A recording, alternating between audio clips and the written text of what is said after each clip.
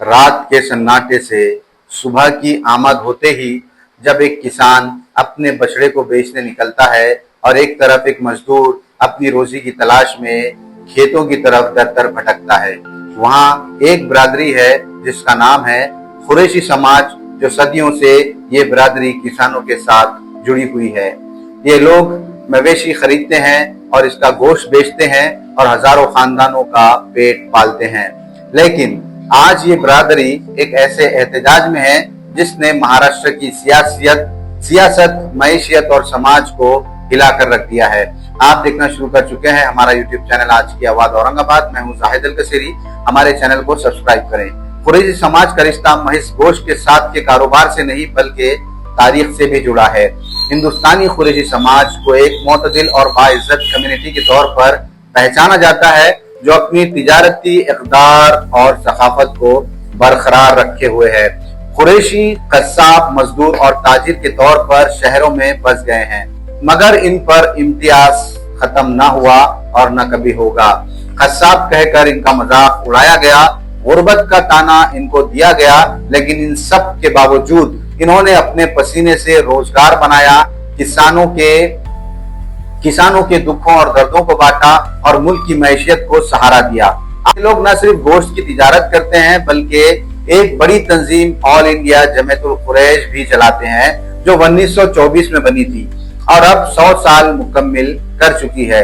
लेकिन इस कहानी का सबसे तकलीफदा हिस्सा किसानों के साथ जुड़ा है।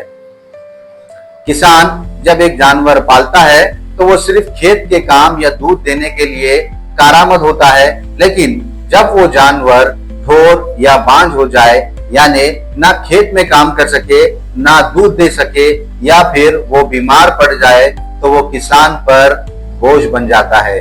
अब किसान के पास दो ही रास्ते रह जाते हैं, या तो वो इस जानवर को मरता छोड़ दे या फिर इसे बेचकर अपनी थोड़ी बहुत आमदनी बढ़ाए, या अपने घर के अखराजात इससे चलाए, या अपनी बच्चियों की शादियां इसको जमा करके वो करता रहता है, जिससे कभी कभार वो खेत के बीज, खाद या घर का राशन खरीद सकता है।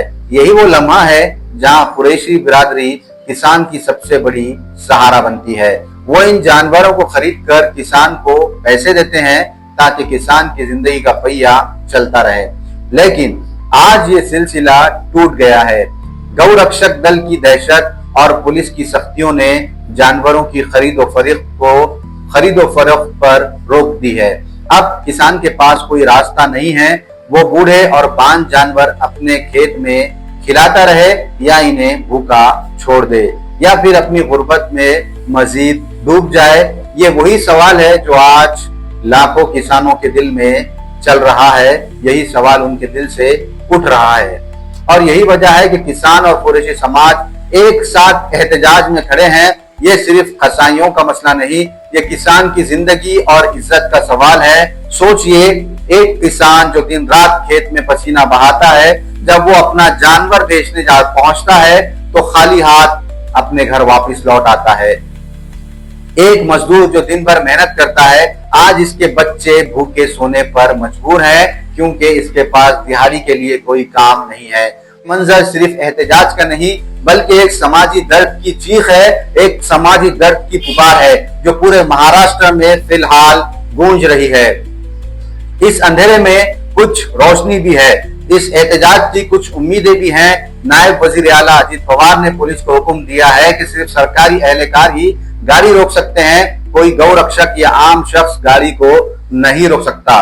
कुछ सियासतदानों और सामाजिक कारकुनों ने भी कुरैशी बिरादरी का साथ दिया है, इनकी आवाज असेंबली तक पहुंचाई है। साथ साथ किसान नेता भी किसानों के इस एहतजाज में शामिल हैं। लेकिन सवाल यह है, क्या सिर्फ एक ऐलान काफी होगा?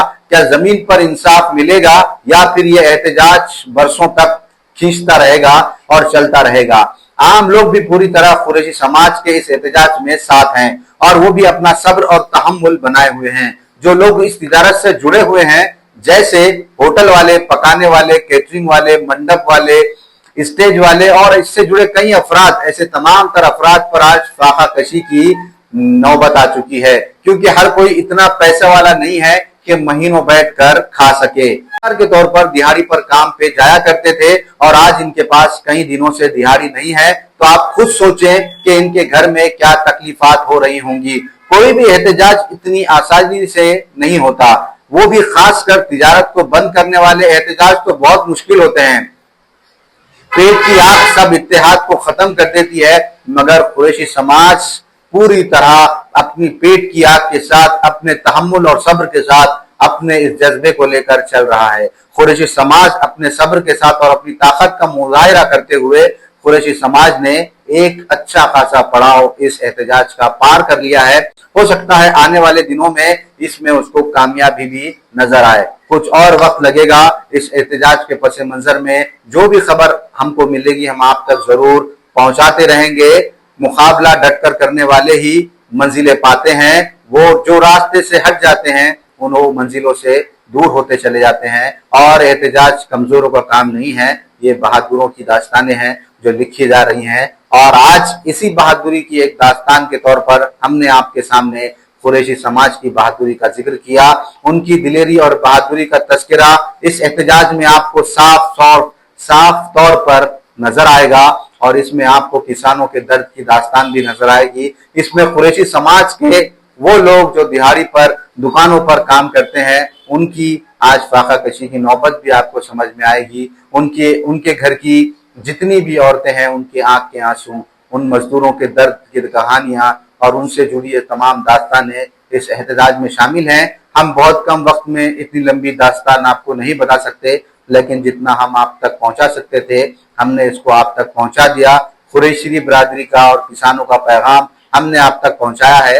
अगर आपको ये अच्छा लगा, आपको ये वीडियो पसंद आया तो हमारे चैनल को सब्सक्राइब करें और इसको शेयर करते रहें ताकि ये दर्द की दास्तान और ये बहादुरी के किस्से दुनिया तक पहुंच सके।